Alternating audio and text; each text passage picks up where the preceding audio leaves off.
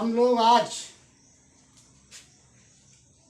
कक्षा 12 की हिंदी विषय में एक नए अध्याय की शुरुआत करने चल रहे हैं।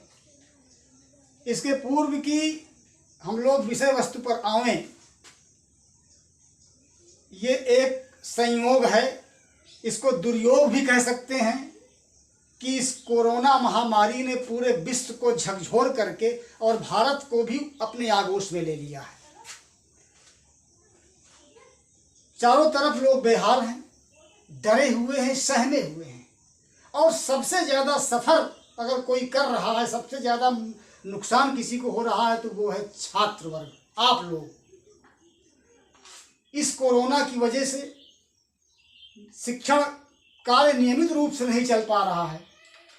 हम लोग बहुत दूर हो करके भी पास आने की कोशिश कर रहे हैं, अर्थात वीडियो कक्षाओं के माध्यम से आपको ज़्यादा से ज़्यादा देने का प्रयास किया जा रहा है कि आप लोग के सामने ये कोरोना की जो समस्या खड़ी हुई है, इससे आपकी शिक्षा व्यवस्था बाधित ना हो।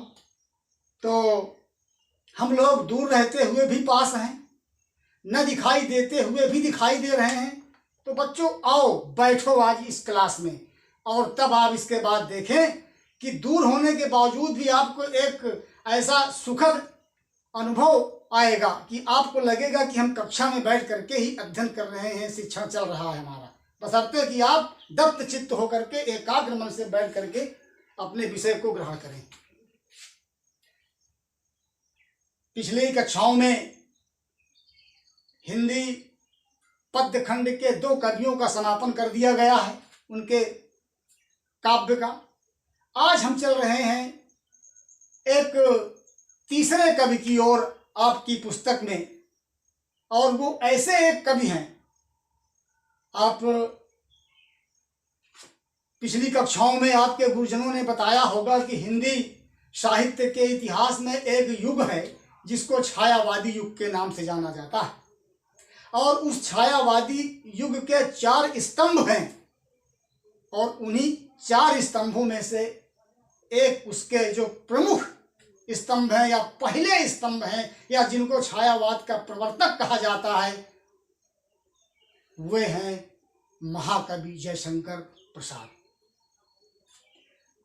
जयशंकर प्रसाद जी का जीवन वृत्त अगर देखा जाए तो आपको हिंदी साहित्य के इतिहास में ऐसा कोई कवि मिलेगा ही नहीं जिसका जीवन इतनी विविधताओं से भरा पड़ा हो, इतना उतार चढ़ाव जीवन में आया हो जिस व्यक्ति के, इतनी झंझावातों का सामना करके जिस व्यक्ति ने अपने को फर्श से अर्श तक पहुंचाया, वो दूसरा कोई और नहीं हो सकता है, वो महाकवि जयशंकर प्रसाद ही हैं। दूसरे शब्दों में यहाँ तक कह सकता हूँ कि जयशंकर प्रसाद जी की लेखनी इतनी प्रबल थी कि इन्होंने हिंदी की जिस विधा पर अपनी लेखनी चलाई वो मिट्टी से सोना बन गई। काव्य में ले लीजिए, नाटक में ले लीजिए, कहानी में ले लीजिए, निबंध में ले लीजिए, जितनी भी विधाएं हैं सब में जयशंकर प्रसाद जी का कोई आज सामना करने वाला इस समय नहीं है। वही जयशंकर प्रसाद जी छायावाद के प्रवर्तक, महाकवि की उपाधि से विभूषित, कामायनी जैसे महाकाव्य की रचना करने वाले जयशंकर प्रसाद जी के विषय में हम लोग आज पढ़ने चल रहे हैं। और इनका पहला पद्य खंड जो है आपकी पुस्तक में है, गीत शीर्षक के रूप में वो संकलित किया गया है। जरा देखिए, गीत के विषय में हम लोग आज पढ़ेंगे। आखिरकार इस गीत में प्रसाद जी ने क्या लिखा है, प्रसाद जी कहना क्या चाहते हैं, प्रसाद जी की सोच क्या है इस गीत के माध्यम से। क्योंकि आप जानते हैं कि कवि की अंतरात्मा जो हुआ करती है, कवि के अंदर के भाव जो होते हैं वही कविता रूप में उसकी लेखनी के माध्यम से कविता रूप में वो प्रस्फुटित हुआ करते हैं, तो वही जयशंकर प्रसाद जी हैं। आप जानते हैं कि ये एक ऐसे झंझावाती कवि हुए हैं कि इनका जीवन कभी आप कह लीजिए कि समतल जमीन पर नहीं बीता है। इनके जीवन में तमाम उतार चढ़ाव आए। इनकी पत्नी का देहांत हुआ, इनके भाई का देहांत हुआ, इनके पिताजी मरे, इनकी माताजी मरी। उसी क्रम में इनके जीवन में जो बदलाव आता गया, बदलाव आते हुए इनके अंतर मन से कविता फूट करके निकलती गई और उसी भावों के आधार पर इन्होंने अपनी काव्य संग्रह का नाम भी ये रखा। कहीं झरना रख दिया, आंखों से इतने आंसू बहे, झरना बन गई आंखें, तो झरना नाम का काव्य हो गया। कहीं पर आंसू नाम का काव्य लिखा, इतना रोए, इतना दुखी होकर के माँ के निधन के बाद ये इतना दुखी हुए कि इनकी आंखों से आंसू बहे, तो आंसू नाम का काव्य हो गया। और कहीं पर जीवन में पत्नी के मरने के बाद एक दुख की लहर पैदा हुई हृदय के अंदर, तो लहर आ गई। तो ये जो कविता हम पढ़ने जा रहे हैं, ये इनका एक काव्य ग्रंथ है लहर।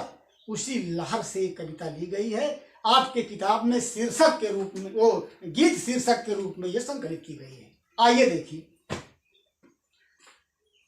बीती विभावरी जागरी, अंबर पन घट में डुबो रही तारा घट ऊषा नागरी। खग कुल कुल कुल सा, खग कुल कुल कुल सा बोल रहा, किस लय का अंचल डोल रहा। लो यह लतिका भी भर लाई, मधुमुकुल नवल रस गागरी। बीती विभावरी जागरी, अधरों में राग यमंद पिए, अलकों में मलेज बंद किए। अधरों में राग यमंद पिए, अलकों में मलेज बंद किए। तू अब तक सोई है आली, आंखों में भरे बिहागरी। बीती विभावरी जागरी। आइए, पूरी की पूरी कविता श्रृंगारिक कविता है, श्रृंगार रस का समावेश किया गया है पूरी इस कविता में। प्रसंग जान लीजिए। एक नायिका है, वो सो रही है। एक नायिका है, वो सो रही है और उसकी एक सहेली है, एक सखी है, उसको जगा रही है क्योंकि रात बीत गई है, सुबह हो गया है, वो अभी जागी नहीं है, उसी को जगा रही है। एक तरह का उद्बोधन गीत है ये प्रसाद जी का, और विभिन्न प्रकार की भावों से भरा हुआ ये गीत क्या कल्पना कर रही है, क्या एक प्रकार का प्रसाद जी ने इसमें अपनी अभिव्यक्ति प्रस्तुत की है, जरा देखिए। पहली लाइन, बीती विभावरी जागरी। बीती माने बीत गई, विभावरी मीन्स रात, रात बीत गई। जागरी, जागरी मीन्स जग जाओ। जो जगाने वाली सखी है, वो अपनी उस सखी को, अपनी सहेली को जो सो रही है, उसको जगाते हुए कहती है कि ऐ सखी, रात बीत गई है, जागरी, अब तू जग जा। बीती विभावरी जागरी। फिर अंबर पन घट में डुबो रही तारा घट ऊषा नागरी। आइए देखिए, अब आप थोड़ा से थोड़ी देर के लिए अपने चित्त को, अपने ध्यान को, अपने गांव में, अपने घर में सब सुबह होती है या सुबह होने को होती है, बिल्कुल सवेरा होने को होता है, थोड़ा वहां लगाइए कि सुबह आखिरकार होता क्या है, थोड़ी देर के लिए। तो जब सुबह होने को होती है, सुबह हो रही होती है, उसी का वर्णन किया गया है, प्रभात वर्णन है ये एक तरह से प्रसाद जी का। तो अंबर पनघट में, अंबर माने होता है आकाश, अब पनघट होता है पनघट। अब तो मैं ये कह रहा हूं कि पनघट को अगर बताना शुरू किया जाए तो कुछ लड़के, कुछ बालक ऐसे भी होंगे जो पनघट को अच्छी तरह जान नहीं पाएंगे, क्योंकि पनघट हुआ करते थे कुआं में। अब आज कुआं सब सूख गए हैं, या तो एकदम सूख गए हैं या बिल्कुल सूखने की कगार पर हैं या पूरित कर दिए गए हैं, कुआं का अस्तित्व समाप्त हो गया है। तो अब पनघट तो दिखाई नहीं पड़ रहे हैं। हैंडपंप लग गए हैं, लोग बाग उसमें से नल से अपनी मोटर चला करके पानी भर रहे हैं, तो पनघट नहीं है। लेकिन अब मैं बता रहा हूँ, कुआं हुआ करती थी या कुआं भी होती हैं, उनके 4 खंभे होते हैं, उन्हीं खंभों में पानी भरने के लिए वो रस्सी डाल करके कुआं से पानी भरा जाता था, और 4 तरफ हुआ करते थे, 4 पनघट होते थे, तो उसी को पनघट बोला जाता था। कुआं में जब पानी भरने के लिए रस्सी रहती थी और उसी में रस्सी डाल करके पानी भर, वो पनघट। तो सुबह के समय क्या होता है, अब जरा देखिएगा, जबरदस्त रूपक अलंकार का प्रयोग प्रसाद जी ने यहां किया इनमें। अंबर आकाश, पनघट, आकाश रूपी पनघट में आकाश को यहाँ किसके रूप में दिखाया गया है? पनघट के रूप में। जैसे पानी भरना, जहाँ पानी भरा जाता है पनघट होता है, आकाश पनघट बना है। अंबर पनघट में डूबो रही तारा घट, पनघट में, आकाश रूपी पनघट में डुबोया जा रहा है। क्या डुबोया जा रहा है? तारा घट, तारे रूपी घड़ा।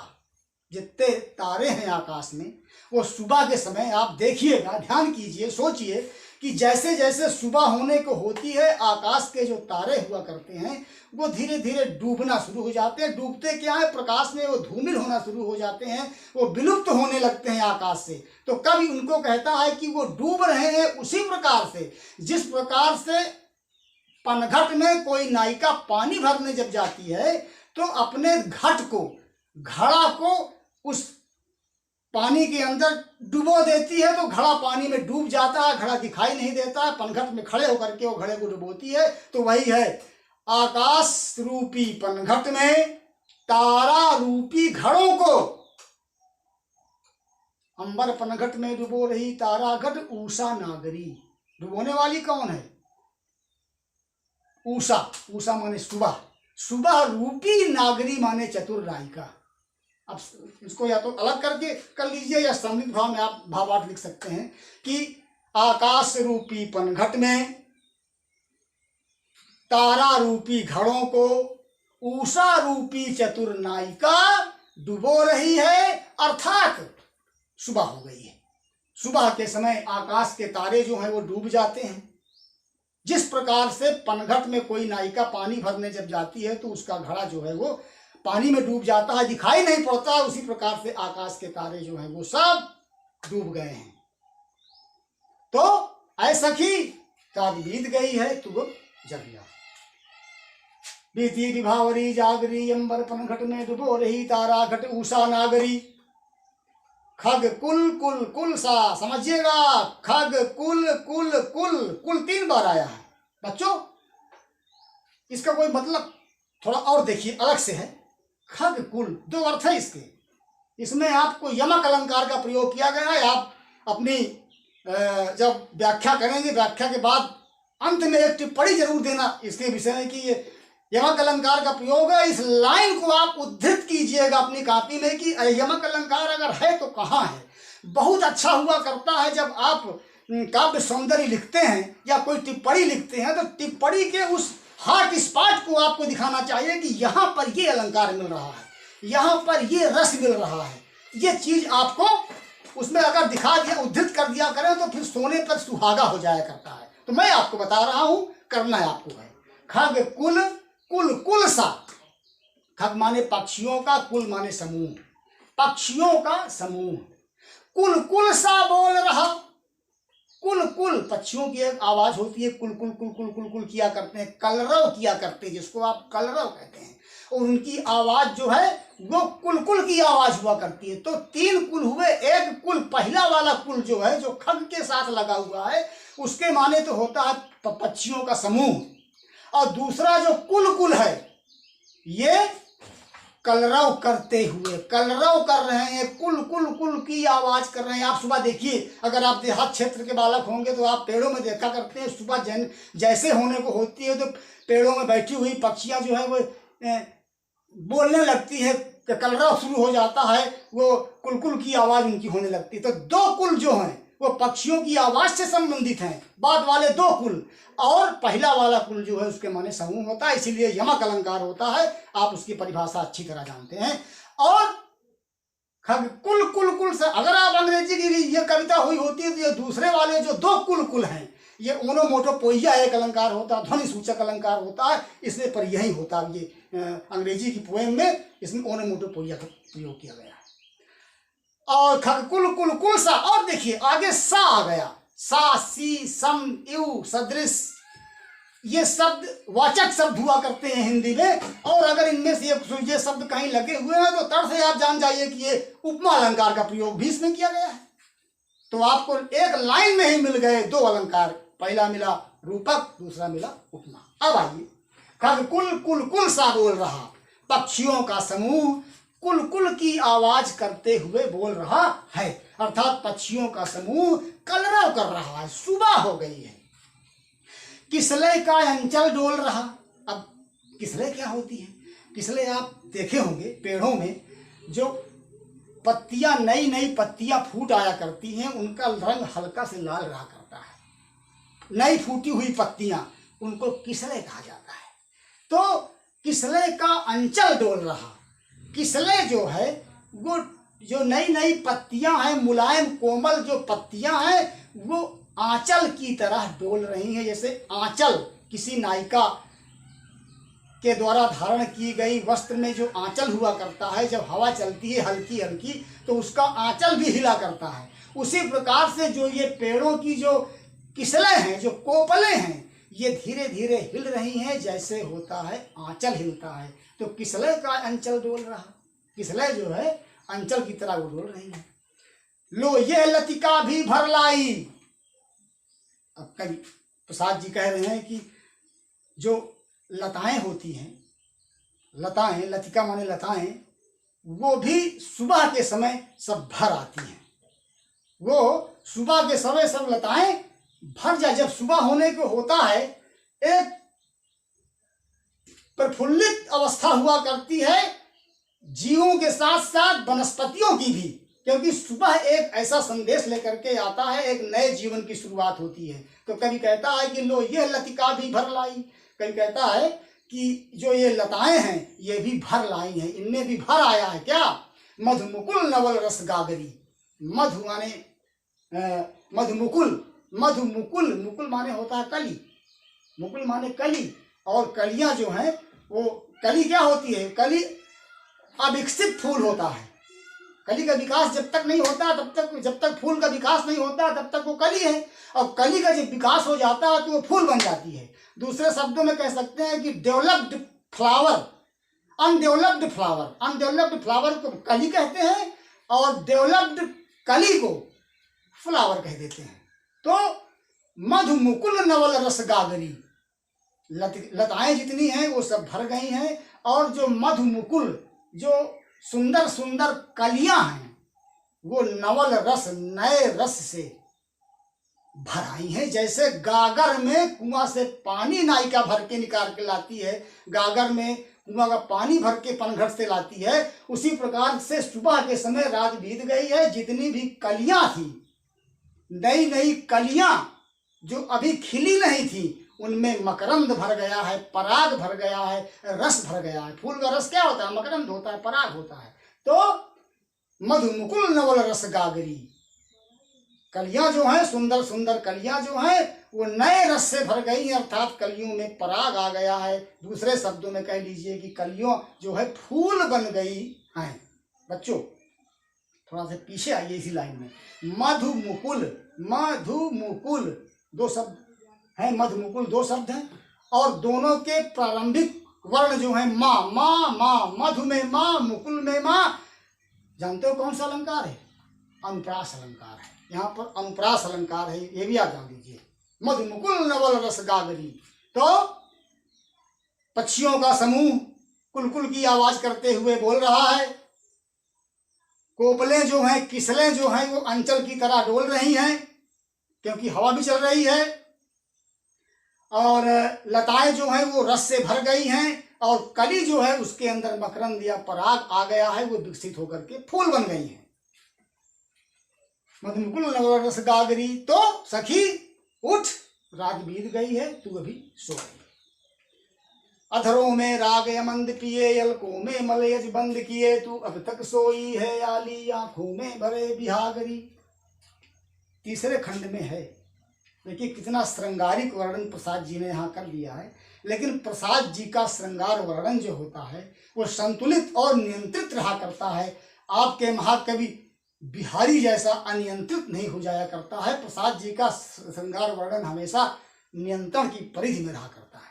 देखिए, अधरों में राग अमंद पिए, वो जो नायिका सो रही है उसी के लिए है, और जगाने वाली नायिका उससे कह रही है कि तू अपने अधरों में माने ओठों में राग, राग माने होता है प्रेम, जिसको आप कह सकते हैं अंग्रेजी में लव। अधरों में राग अमंद पिए, अमंद प्रेम पिए हुए है तू ओठों में अपना, अर्थात तू किसी के अमंद प्रेम को, ऐसा प्रेम जो मंद ना पड़े, जो कभी धीमा ना पड़े, बड़ा तीव्र हमेशा बना रहे, प्रेम में एक ये कहिए कि वो बनी रहे, प्रेम की आग कभी बुझे ना, कभी प्रेम ठंडा ना पड़े, इस प्रकार का प्रेम तूने अपनी ओंठों में पी लिया है। किसी का प्रेम, अधरों में राग अमंद पिए, तू अपने ओंठों में, अधरों में माने ओंठों में, अमंद प्रेम को पिए हुए है, कभी समाप्त ना होने वाले प्रेम को पिए हुए है। अब आप इसका थोड़ा भावार्थ में अगर जाएंगे तो नायिका जो है, नायिका के ओंठ जो हैं वो लालिमा से युक्त हैं। उन्हीं लाल ओंठों को देख करके कवि की लेखनी जो है वो कह रही है कि उस नायिका ने किसी के अमंद प्रेम को अपने ओंठों से पिया है, क्योंकि पीने का काम ओंठों से किया जाता है। तो इसीलिए उसको कह दिया गया है कि ऐ वो नायिका, उसको जो नायिका को जगा रही उसकी सखी, कहती है ऐ सखी तू अपने ओंठों में किसी के अमंद प्रेम को पी लिया है। अलकों में मलयज बंद किए। अब देखिए, अलख, अलख माने होता है बाल, अलख माने बाल, अलकों में, बालों में मलयज तू बंद किए हुए है। मलयज माने होता है चंदन, तेरे बाल में चंदन की खुशबू बंद है। इसका क्या मतलब होता है? इसका मतलब ये होता है कि तेरे बालों से सुगंध निकल रही है। अलख, अलख जो होते हैं वो बाल होते हैं, और नायिका के सौंदर्य वर्णन में बालों का बहुत बड़ा योगदान हुआ करता है। आप ये समझ लीजिए कि किसी भी नायिका के सौंदर्य में कम से कम 50% का योगदान हुआ करता है उसके बालों का। तो अधरों में राग अमंद पिए, अलकों में मलयज बंद किए, इसकी स्थिति क्या है नायिका की? देखिए, ये किसी के प्रेम को अपने ओंठों से इसने पी लिया है, और इसके बालों में क्या है? मलयज बंद है, अर्थात सुगंध को समेटे हुए है ये अपने बालों के अंदर। बच्चों आप समझ लीजिए, यहीं पर मैं थोड़ा विस्तार में बहुत नहीं जाना चाहता हूं, लेकिन आपके समझने के लिए है, आपको व्याख्या में इसको नहीं लिखना, लेकिन ज्ञान के लिए आपको बता रहा हूं कि प्रसाद जी ने जिस नायिका का वर्णन इस गीत में किया है, ये नायिका कोई साधारण नायिका नहीं है। ये लक्षणों के आधार पर आप इसको कह सकते हैं कि ये पद्मिनी नायिका थी। 4 प्रकार की नायिकाएं होती हैं, और उनमें पद्मिनी नायिका जो हुआ करती है। 4 प्रकार की नायिकाओं का वर्णन करने के लिए आपको समय नहीं है, फिर कभी बताएंगे अगर आप चाहेंगे तो। लेकिन जो पद्मिनी नायिका जो हुआ करती है वो दिव्यस्ट होती है, सर्वश्रेष्ठ मानी जाती है, और उसकी सबसे बड़ी विशेषता ये हुआ करती है कि आपके सामने से वो नायिका निकल जाए तो उसके शरीर से पद्म की सुगंध आया करती है, खुशबू आया करती है, बगैर किसी स्प्रे या बगैर किसी सेंटर चीज के लगाए हुए वो पद्मिनी नायिका हुआ करती है। तो ये नायिका जो इस समय सो रही है, प्रसाद जी की लेखनी बता रही है, प्रसाद जी की लेखनी बोल रही है कि ये नायिका पद्मिनी है। इसके बालों में मलयज बंद है, अर्थात चंदन जैसी खुशबू, चंदन जैसी सुगंध ये अपने बालों में बंद की है, अर्थात इसके बालों से चंदन जैसी खुशबू आ रही है। अधरों में राग मंद पिए, अलकों में मलयज बंद किए, तू अब तक सोई है आली। आली, आली माने सखी।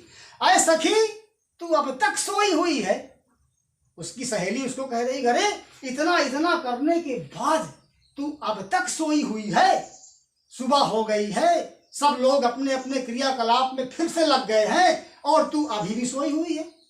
आंखों में भरे बिहागरी, ये अंतिम वाली लाइन को देखिएगा, आंखों में भरे बिहागरी, तू सो रही है, लेकिन तेरी आंखों में भरा हुआ है क्या? बिहाग। बच्चों बिहाग जो है इसके 2 अर्थ यहाँ आएंगे। एक तो बिहाग सुबह के समय, रात्रि के अंतिम प्रहर में जो गीत गाया जाता है वो बिहाग गीत हुआ करता है।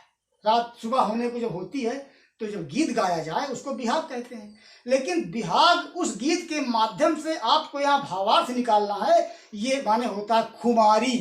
क्या होता है? खुमारी। और सरलीकरण कर दूं तो आलस्य, आलस्य भरी हुई है तेरी आंखों में, आंखों में भरे बिहागरी, तू अपने आंखों में आलस्य भरे हुए है, अर्थात तूने किसी के प्रेम का पान किया है रात में, संयोगा अवस्था में तू थी, और तेरे बालों से सुगंध आ रही है, तू रात में अधिक जागरण तूने कर लिया है, इसी वजह से तेरी निद्रा अभी पूर्ण नहीं हुई है, तेरी आंखों में आलस्य भरी हुई है, और तू अभी तक सोई हुई है सखी, अब जग जा, अब सुबह हो गई है, रात बीत गई है। ये आपका इसकी व्याख्या रही। अब थोड़ा से काव्य सौंदर्य के विषय में आप जान लीजिए कि प्रसाद जी का ये जो गीत पद्यखंड है, भाषा इसमें जो प्रयोग किया है इन्होंने पूरी की पूरी संस्कृत निष्ठ खड़ी बोली का प्रयोग किया गया है। कौन सी भाषा? संस्कृत निष्ठ खड़ी बोली का प्रयोग हुआ है। अगर आप रस के विषय में चर्चा करें, जानना चाहें, तो मैंने पहले ही बता दिया था पढ़ाने के पहले आपको कि पूरे के पूरे में श्रृंगार रस का वर्णन किया गया है इसमें। अगर आप छंद की बात करें तो गेय पद है ये, इसको अच्छी तरह से आप गा सकते हैं, ये गेय पद में लिखा गया है। और अलंकार तो मैंने बता ही दिया है, कहीं पर रूपक मिल रहा है, कहीं पर उपमा मिल रहा है, कहीं पर अनुप्रास मिल रहा है, और इसी तरह से ये जितने भी अलंकार हैं इसमें सब दिखाई दे रहे हैं। और इसमें जो शैली का प्रयोग अगर आप समझ लें तो ये मुक्तक शैली है, मुक्त काव्यखंड है, ये मुक्तक शैली में लिखा गया है पद्यखंड जयशंकर प्रसाद जी का। और आप लोग इसका अध्ययन अच्छी तरह से करें। अगर आपने इसका अध्ययन गहराई से कर लिया, मैंने आपको जिस तरह बताया है, तो आपको इस लॉकडाउन और ये कोरोना महामारी कुछ देर के लिए भूल जाएगी और आप पहुंच जाएंगे एक ऐसी दुनिया में जहां आप गोता लगाते रहेंगे काव्य के सागर में और आपको थाह मिलती ही नहीं रहेगी। बच्चों, अब हम ये गीत के बाद अब जयशंकर प्रसाद जी का जो सेकंड पार्ट है, अगला खंड जो है, वो एक श्रद्धा मनु का है, उसके विषय में हम पढ़ाएंगे और फिर कल देखेंगे।